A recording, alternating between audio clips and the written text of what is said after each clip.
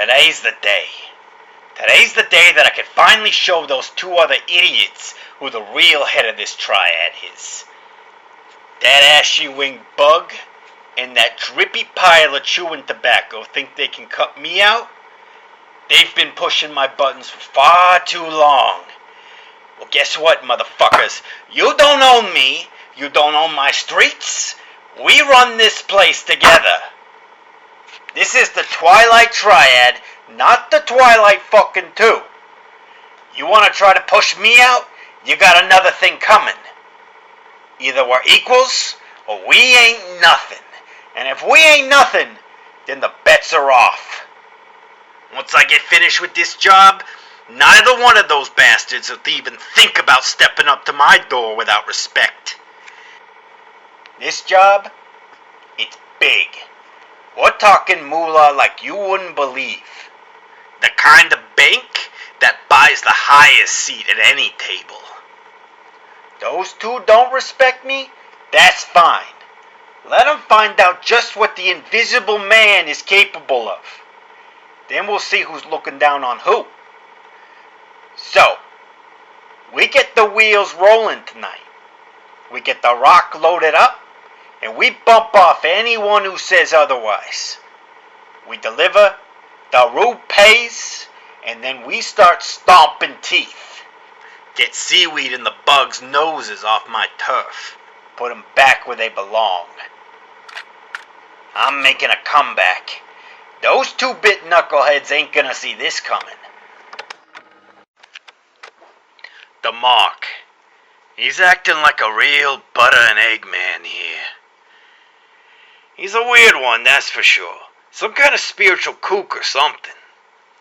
Ain't it odd how this kind of guy always got so much bank behind him? He comes to me and he asks me to run this racket for him. Says he's willing to finance the whole thing so long as nobody, and I mean nobody, knows what's moving. I says fine, but my boys don't work for cheap, and he sets a blank check down on my table.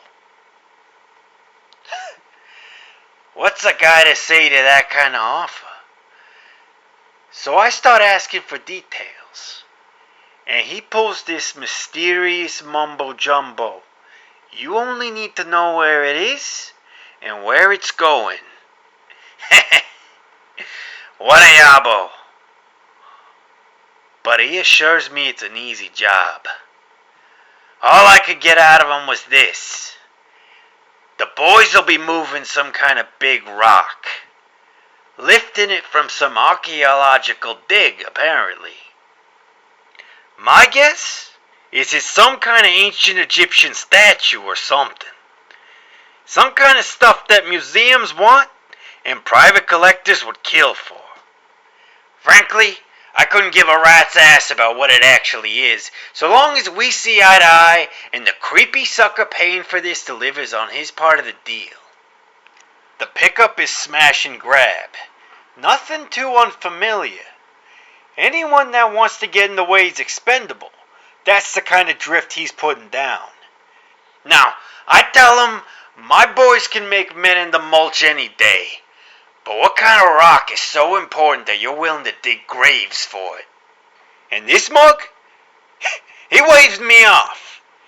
It's important to me, and that's enough for you. Fine. The kind of greenbacks he's offering? I'll have my boys do the whole job wearing roller skates if he wants it, but don't it feel like this job's a little too straightforward? I've run a lot of rackets in my time, and I can smell a rat when he's trying to sell me a bag of shit. There's something this crackpot ain't telling me. He says we plays by his rules, and the canary sings big at the end. That means nobody knows what's going in the truck.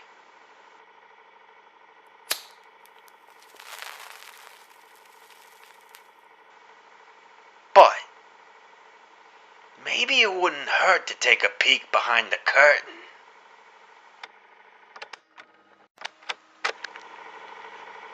When me and the boys rolled up to the site, The rock was wrapped up tight in canvas and ropes. So we borrowed one of the cranes and swung it into the truck nice and easy like. In, load up, and out. Less than 20 minutes. And the night shift security? Poor Rube didn't even have a gun. We dumped his ass off an overpass 50 miles up the road. Whole operation went smooth as butter. We pulled into a rest area for the night and I got curious. Now I ain't no cat. If the client wants to whack me for taking a peek, good luck. So I opened her up. I got a face full of the most beautiful rock you ever laid eyes on. And I gotta tell you, I ain't never seen anything like this before. The way this thing shines, the way it hums, it's incredible. Like nothing else on earth. No wonder the wacky old coot wanted it to be so hush-hush. This thing ain't worth just a lot of money. There's something about it that makes me think it's real special. And this thing's gotta weigh a ton at least. It's like it changes colors the more I look at it. What's more though, it's like I can hear it. Oh no, not hear it. That ain't the right word. I can feel it. Like it's looking back at me or something.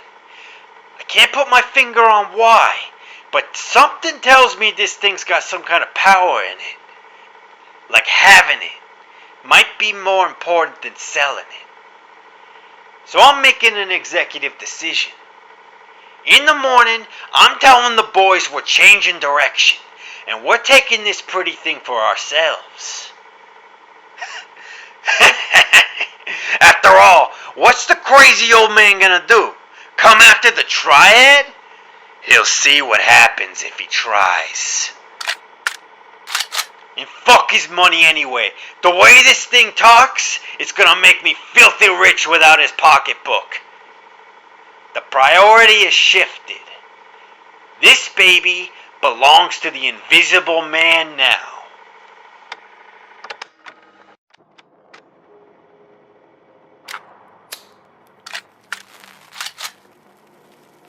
A little paranoid these days. Like there's someone in my crew who wants to take her from me. Like they want to put their dirty little eyes on her perfect surface. Dirty her up with their grimy fingerprints. Feeling a little bit like someone knows. I say that because Mothman and Creature reached out about the hotel opening. I think it's because someone told them what I got. I find out they're planning to take my score? That bug.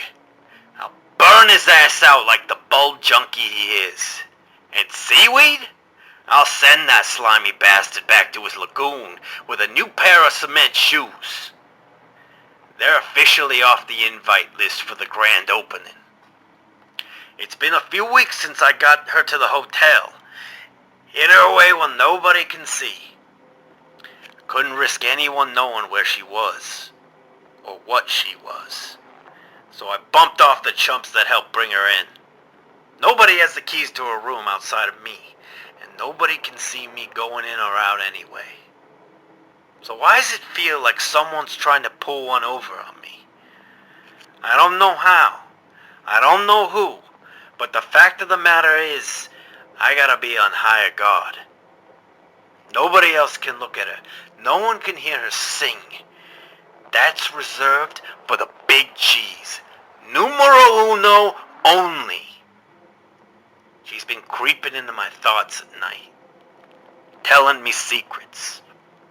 Letting me boss people around. Giving me the edge when I need to put the squeeze on people. She makes me strong. And I ain't about to let anyone else even think about trying to dip in on that. She's mine, nobody else's. Anyone even gets within spitting distance of her, I'll fill them full of holes. Got an itchy trigger finger these days.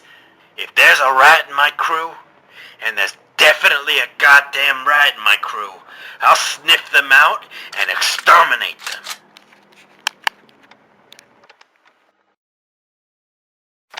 I started seeing some kind of creep skulking around a week or so ago. Put the boys on it, told them, find whoever it is sneaking around and string them up. Kept a real good watch on the rock in the meantime. Let her sing her little colors and patterns into my head. Imagine my fucking surprise when one of the boys ends up dead, spread around like strawberry fucking jam in one of the hallways. At first, I thought it was some kind of cop doing this. I say that because some badge broad showed up sticking her nose where it don't belong. A badge broad whom I may or may not have some history. Long story short, she met the dirt. Thing is, I still got workers and whackers vanishing. Then I start seeing this thing everywhere. Just out of sight. On the corner of my vision, disappearing when I look. I think maybe it's some kind of ghost or something. But no ghost can scrape the meat off my boy's bones like that. I got it in full view day before yesterday. Down at the end of the service hallway under the kitchens. I pulled that trigger so hard, should have been 50 bullet holes in this thing's hide, but ain't do nothing. And this thing just stops and stares at me and starts walking toward me real slow like. Now I know a monster when I see one. I got ways to kill most of them memorized. This thing ain't no monster I've ever seen. Too many teeth. Too big on the inside of its mouth. Eyes where they don't belong. Moves weird, but crucially, he don't care about my Tommy gun turning into Swiss. I ran. I ain't ashamed to say it. And that's when I felt it. The same feeling as when I listened to the rock. The goddamn rock. This thing. I don't know. It's part of it. Called by it. Controlled. It's connected. This whole time, here I was gazing into this thing's beautiful colors and hearing it sing to me, and for what? The rock used me. It used me! I can't get away. I can't leave the hotel. It's always at the door. I can't hide. It knows where I am because the rock tells it. I can't kill it.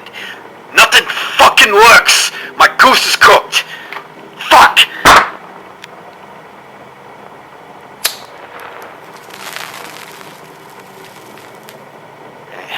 At least with the grand opening next week, there'll be plenty of victims. I mean, guests around to keep it busy. Maybe with some fresh meat, you can draw its attention off me long enough to sort this shit out.